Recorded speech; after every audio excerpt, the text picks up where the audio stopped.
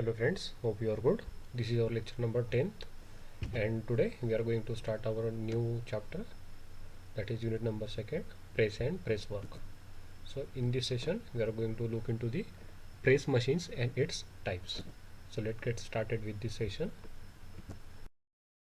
So as you can see in this figure, it is a press machine. Okay, हमने previous lecture में देखा था कुछ cold forming process और hot forming process के में। उसमें से कुछ इंपॉर्टेंट कोल्ड फॉर्मिंग प्रोसेस थी, जैसे कि ब्लैंकिंग, पियर्सिंग, शेयरिंग वगैरह वगैरह। ठीक है, तो इसमें क्या किया था, हमने एक ब्लैंक को इंसर्ट किया था रैम और प्रेस के बीच में। ठीक है, रैम और बेड के बीच में हमने जैसे ही उसे प्रेस किया था और जैसे ही ऊपर से एक फोर्स अप्लाई किया था, तो आपका ब्लैंकिंग में जो भी डाई का शेप था वो शेप फॉर्म हो चुका था। ठीक है, तो इस प्रोसेस को कैरी आउट करने के लिए जिस मशीन का यूज़ किया जाता है उसे कहते हैं प्रेस मशीन्स। ठीक है, तो आपको एक जनरल प्रेस मशीन यहाँ पे दिखाई दे रहा है। तो इसका जो अपर सेक्शन है उसे कहते हैं रैम्स। ठीक है, नीचे का जो सेक्शन है ये बॉटम सेक्शन, इसे कहते हैं बेड। जो कि वर्टिकल सेक्शन है इसे कहते हैं कि स्ट्रक्चर।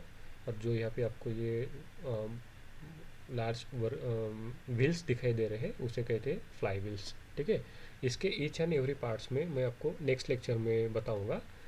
ठीक है, आज देखते हैं कुछ इसके जनरल पॉइंट्स के बारे में। तो पहला पॉइंट देखते हैं कि press machine is a metal forming machines. Okay, press machine क्या है कि मेटल फॉर्मिंग मशीन से which is designed to perform और cut metal by applying the mechanical force और प्रेशर। इसे किस लिए डिज़ाइन किया गया है कि आपका जो भी मेटल है उसे ये फॉर्म कर सके या फिर कट कर सके। फॉर्म करना यानी क्या, बेंड करना। इसमें कोई भी आपका जो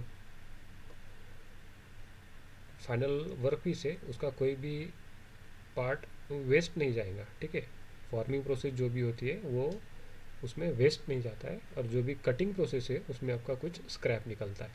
तो ये जो मशीन से ये दोनों एप्लीकेशन के लिए यूज़ की जाती है, फॉर्मिंग प्रोसेस के लिए भी और कटिंग प्रोसेस के लिए भी। So with the help of press machines you can form a metal in an desired shape. ठीक है, आप किसी भी डिज़ायर्ड शेप में इसको फॉर्म कर सकते हो। The press machines are extensively और exclusively intended for the mass production work. ठीक है, ऑब्वियसली मशीन से तो काफ़ी सारे स्पीड से आपको आउटपुट देंगी, तो ये भी जो भी है आपका मास प्रोडक्शन वर्क के लिए मशीन का यूज़ किया जाता है। The main advantage of using this type of machine is that they are fastest and most efficient way to form any sheet metal into the finish product. ठीक है, तो काफ़ी आपका जो वर्क है वो काफ़ी फास्ट हो जाता है, काफ़ी इफ़िशियंट हो जाता है और काफ़ी इजीली हो जाता है। ठीक है, आपको कम टाइम में ज़्यादा आउटपुट मिलता है बाय यूजिंग दिस मशीन। तो देखते हैं कि कुछ टाइप्स क्या होती है इस मशीन्स की। तो यहाँ पे मैंने कुछ क्लासिफिकेशंस किए हैं। देखिए, पहला है classification based on power sources. अगर आपका जो प्रेस मशीन है अगर वो हैंड ऑपरेटेड हुआ तो उसे कहते हैं हैंड प्रेस। अगर वो पावर ऑपरेटेड हुआ तो उसे कहते हैं पावर प्रेस। तो ये पावर कोई भी हो सकती, it may be a mechanical, it may be a electrical और it may be a hydraulical. Okay, तो आपका पहला क्लासिफिकेशन बेस्ड हुआ आपके पावर सोर्स पे। सेकंड क्लासिफिकेशन आपका बेस्ड है डिज़ाइन ऑफ फ्रेम पे। ठीक है, डिज़ाइन ऑफ फ्रेम, जो भी मैंने आपको वर्टिकल स्ट्रक्चर दिखाया था प्रीवियस स्लाइड में उसे कहते हैं फ्रेम। तो यहाँ पे आप पहली फ्रेम देखिए, अगर इनक्लाइन हुआ। ठीक है, classification based on design of frame. तो फर्स्ट आपका क्लासिफिकेशन है, आई मीन सब क्लासिफिकेशन है कि इनक्लाइनेबल।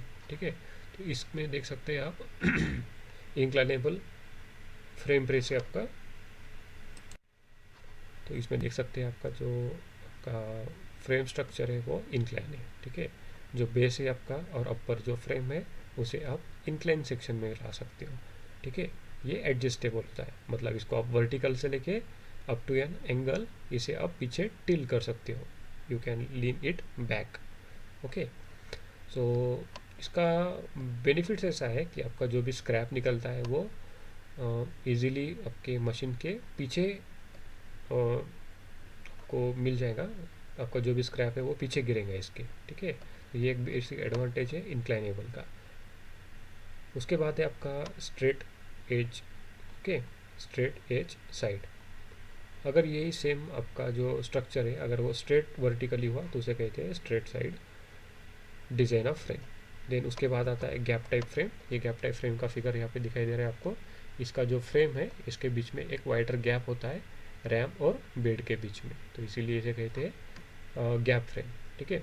उसके बाद एक आता है एडजस्टेबल बेंच, उसे एडजस्टेबल बेड भी कहते हैं। तो इसका जो बॉटम का जो बेड है वो एक पावर स्क्रू के जरिए आप इसे वर्टिकली अप एंड डाउन कर सकते हैं, ठीक है। It may B adjustable at a height. So but इसका एक डिसएडवांटेज ऐसा है कि आपका ये जो बेसिक स्ट्रक्चर है वो काफ़ी रिजिड नहीं होता है, क्योंकि यहाँ पे एक एडजस्टेबल पार्ट आपका आ गया, उस वजह से ये फ्रेम जो भी आपके रिजिड नहीं होती, unlike line diagram of this gap frame press. आप यहाँ पे फ्रेम, ये जो फ्रेम देख रहे हो ये काफ़ी रिजिड है, ठीक है, स्टेबल कंडीशन है। आपका जो भी मशीन आपका जब ऑपरेट होता रहेगा तो आपका ये फ्रेम जो भी है स्टेबल कंडीशन में रहेगा। लेकिन इस एडजस्टेबल बेस टाइप पे आपको ये नहीं दिखाई देगा, ये अनस्टेबल टाइप ऑफ फ्रेम है। देन उसके बाद है एडजस्टेबल बेड, सॉरी ये तो मैंने आपको एक्सप्लेन किया। उसके बाद है हॉर्निंग, ठीक है। हॉर्निंग में क्या होता है, ये जो आपका बेंच है इसको फॉरवर्ड लीन किया गया होता है, ठीक है। आपका ये जो कैसा स्ट्रक्चर के अंदर है ना फिलहाल, तो इससे क्या होता है ये बाहर आया होता है, ठीक है। तो इस पर आसानी से काम कर सकते हैं आप। एम्प्लॉय को आपको इसके अंदर लीन नहीं करना पड़ेगा, इसके अंदर झाँकना नहीं पड़ेगा, हॉर्निंग हो जाएगा, ठीक है। उसके बाद आता है एक ओपन एंड। तो ओपन एंड में क्या होता है, इसका जो भी फ्रेम है वो कहीं से भी आपको क्लोज नहीं दिखाई देगा, ये चारों तरफ से ओपन होता है। सिर्फ आपका अपर रैम और बेसिक नीचे का बेड होता है, ठीक है। ये होता है आपका open end type of frame. So these are the some classification. कुछ और भी क्लासिफिकेशन है, देखते हैं नेक्स्ट स्लाइड में। क्लासिफिकेशन है आपका according to the position of frame, ठीक है। आपका फ्रेम का जो पोजीशन होगा उस पर डिपेंड करेगा, इंक्लाइन, वर्टिकल और इट में बी हॉरिजॉन्टल, ठीक है। इंक्लाइन तो देखा आपने, वर्टिकल भी देखा। हॉरिजॉन्टल के बारे में बताता हूँ। जैसे कि आपका बेड और रैम है, ये आपका वर्टिकली ना होते हुए हॉरिजॉन्टली होगा, ठीक है। वर्टिकली ना होते हुए हॉरिजॉन्टल होगा। प्रीवियस केस में हमने देखा कि आपका जो रैम था वो ऊपर था, बेड नीचे था। तो हॉरिजॉन्टल केस में क्या होता है, आपका बेड फ्रंट साइड में होता है और उसका जो रैम होता है वो बैक साइड में आता है। तो आपको इसके दोनों के बीच में शीट मेटल इंसर्ट करना होती है और फिर ये मशीन ऑपरेट करना होता है। उसके बाद आता है अकॉर्डिंग टू एक्शंस। तो it may be a single acting, it may be a double acting और it may be a triple action press, ठीक है। A single action means a single ram, a double action means a double ram and triple action means triple ram. तो आपका जितना ज़्यादा actions होंगे उतने ही उसमें रैम्स दिए होंगे, ठीक है। कभी कभार ऐसा होता है कि आपको एक सिंगल स्ट्रोक में आपका फाइनल प्रोडक्ट नहीं मिलता है, आपको वो मल्टीपल स्ट्रोक में आपको उसका आउटपुट मिलता है। तो उस केस में क्या होता है, आपको एक से ज़्यादा रैम अटैच करना पड़ते हैं। तो उस केस में क्या होता है, इस टाइप का मशीन आपको यूज़ करना पड़ता है, सिंगल एक्टिंग, डबल एक्टिंग और ट्रिपल एक्टिंग प्रेस। उसके बाद अनदर क्लासिफिकेशन है based on the mechanism use to transmit the power to the ram. अब इस मैकेनिज्म के बारे में आपको पता होना चाहिए, तो इसके लिए आपको थोड़ा सा पीछे एक सब्जेक्ट में झांकना पड़ेगा जिसका नाम है थ्योरी ऑफ मशीन, ठीक है। Theory of machines. तो थ्योरी ऑफ मशीन में आपने देखा होगा कि कैम एंड फॉलोवर क्या होता है, इसेंट्रिक क्या होता है, उसके बाद टॉगल मैकेनिज्म क्या होता है, ठीक है, हाइड्रोलिक्स क्या होते हैं, रैक एंड पिनियन प्रोसेस क्या होता है। तो ये मैकेनिज्म के बारे में आपको थोड़ा सा पता होगा, कुछ आइडिया होंगी, तो ठीक है। तो आपका जो भी रैम ऑपरेट हो रहा है, बेसिकली जो आप उसे इनपुट पावर अप्लाई कर रहे हो, तो उस पावर के ट्रांसमिशन पे जो डिपेंड करता है उसे कहते हैं according to mechanism use to transmit the power to ram, ठीक है। आपके रैम को जो आप पावर ट्रांसमिट कर रहे हो थ्रू दिस मैकेनिज्म्स, ओके। मैं फिर से आपको बताता हूँ, आपके रैम के ऑपरेट होने के लिए जो आप उसे पावर की ट्रांसमिशन कर रहे हो बाय यूजिंग दिस मैकेनिज्म्स, ठीक है। तो ये मैकेनिज्म कौन से हो सकते हैं, it may be a crank press, it may be a cam driven press, it may be a eccentric press or it may be a toggle press. Also it may be a knuckle, it may be a screw press, it may be a hydraulic press, it may be a rack and pinion press, ठीक है। तो hydraulic press के बारे में अगर आप देखें तो ये काफ़ी हेवी ड्यूटी प्रेसेस होती है, जहाँ पे आपको काफ़ी पावर की ज़रूरत पड़ेगी, वहाँ पे हाइड्रोलिक प्रेसेस का यूज़ किया जाता है। ठीक है।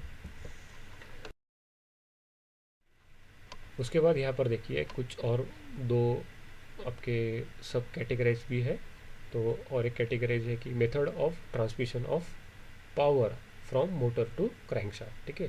आपके मोटर से क्रैंकशाफ्ट तक जो पावर का ट्रांसमिशन हो रहा है, उसके मेथड के अंडर ये कैटेगरी आती है। तो इसे कहते हैं डायरेक्ट ड्रिवन प्रेस। तो इसमें आपका जो भी पावर है डायरेक्टली कनेक्टेड होगा मोटर से लेके क्रैंकशाफ्ट तक bye means of a suitable gear mechanism. ठीक है। यहाँ पे आपका कुछ गियर मैकेनिज्म यूज़ किया जाता है डायरेक्ट ड्रिव प्रेस में। ठीक है। उसके बाद आता है फ्लाईव्हील ड्रिवन प्रेस में। तो यहाँ पे जो भी पावर ट्रांसमिशन होगा आपका फ्लाईव्हील के थ्रू होगा। उसके बाद आता है single and double gear driven passes. ठीक है। तो इसमें कुछ सिंगल गियर्स या फिर डबल गियर का यूज़ किया जाता है। उसके बाद है according to the purpose of use. ठीक है। तो एक कोई स्पेसिफिक पर्पज़ के लिए अपन अगर कोई प्रेस मैन्युफैक्चर करते हो तो उसे कहते हैं स्पेशल पर्पज़ मशीन्स। ठीक है। तो ये होती है शेयरिंग के लिए, सीमिंग के लिए, स्ट्रेथनिंग के लिए, उसके बाद पंचिंग के लिए, एक्सट्रूडिंग के लिए, कॉइनिंग के लिए, फोर्जिंग के लिए, रोलिंग के लिए या फिर बेंडिंग के लिए। तो ये सारे प्रोसेस हमने प्रीवियस यूनिट में देखे हैं। इस प्रोसेस में हम क्या देख रहे हैं, सॉरी इस यूनिट में हम क्या देख रहे हैं, कौन सी मशीन्स हम इस ऑपरेशंस के लिए यूज़ कर रहे हैं। तो उसका नाम है पावर प्रेस। ठीक है। या फिर हैंड प्रेस, प्रेस मशीन्स। तो स्पेसिफिक एप्लीकेशन के लिए अगर आप कोई प्रेस यूज़ कर रहे हो तो ये उसके सब कैटेगरीज है।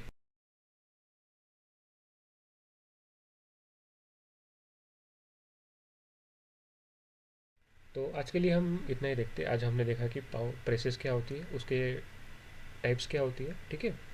अगले लेक्चर में हम देखेंगे कि उसके पर्टिकुलर कंपोनेंट्स क्या क्या होते हैं, पावर प्रेसेस के पर्टिकुलर कंपोनेंट्स क्या क्या होते हैं। ठीक है। अगर आपको कोई डाउट्स हुआ तो आप यहाँ पे पूछ सकते हो। ठीक है। Till then will stop here.